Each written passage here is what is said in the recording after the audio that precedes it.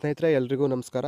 ಇವತ್ತಿನ ವಿಡಿಯೋದಲ್ಲಿ ನೀವು ಯಾವುದಾದ್ರೂ ಕ್ರೋಮಲ್ಲಿ ವೆಬ್ಸೈಟ್ಗೆ ಎಂಟ್ರಿ ಆಗುವಾಗ ಈ ವೆಬ್ಸೈಟು ಸೇಫ್ ಅಲ್ಲ ಅಂತ ಕ್ರೋಮ್ ನಿಮಗೆ ನೋಟಿಫಿಕೇಷನ್ ಕಳಿಸ್ಬೇಕಂತ ಹೇಳಿದರೆ ಈ ಸೆಟ್ಟಿಂಗ್ನ ಆನ್ ಮಾಡ್ಕೊಬೇಕಾಗುತ್ತೆ. ನೀವು ಯಾವುದಾದ್ರೂ ಫೈಲ್ನ ಡೌನ್ಲೋಡ್ ಮಾಡಬೇಕಾದ್ರೆ ಈ ಫೈಲು ಸೇಫ್ ಅಲ್ಲ ಅಂತ ಕ್ರೋಮ್ ನಿಮಗೆ ಅಲರ್ಟ್ ಮೆಸೇಜ್ ಕಳಿಸೋದು ಅಥವಾ ವೆಬ್ಸೈಟ್ಗೆ ಎಂಟ್ರಿ ಆಗದೇ ಇರೋ ಹಾಗೆ ನಿಮ್ಮನ್ನ ಸ್ಟಾಪ್ ಮಾಡೋದು, ಈ ರೀತಿಯಾಗಿ ನಿಮ್ಮ ಕ್ರೋಮ್ ನಿಮಗೆ ಸೇಫಾಗಿ ನಿಮ್ಮ ಬ್ರೌಸಿಂಗ್ನ ಸೇಫ್ ಮಾಡಬೇಕಂತ ಹೇಳಿದರೆ ನೀವು ಈ ಸೆಟ್ಟಿಂಗ್ನ ಆನ್ ಮಾಡ್ಕೊಬೇಕಾಗುತ್ತೆ.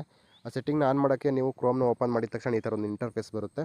ಈ ಥರ ಇಂಟರ್ಫೇಸ್ ಬಂದಾದಮೇಲೆ ನೀವು ಮೇಲ್ಗಡೆ ಇರುವ 3 ಡಾಟೆಡ್ ಲೈನ್ ಮೇಲೆ ಕ್ಲಿಕ್ ಮಾಡಬೇಕಾಗುತ್ತೆ. ಇಲ್ಲಿ ಸೆಟ್ಟಿಂಗ್ ಆಪ್ಷನ್ ಮೇಲೆ ಕ್ಲಿಕ್ ಮಾಡಬೇಕಾಗುತ್ತೆ. ಇಲ್ಲಿ ಪ್ರೈವೇಸಿ ಆ್ಯಂಡ್ ಸೆಕ್ಯೂರಿಟಿ ಅಂತ ಒಂದು ಆಪ್ಷನ್ ಇರುತ್ತೆ.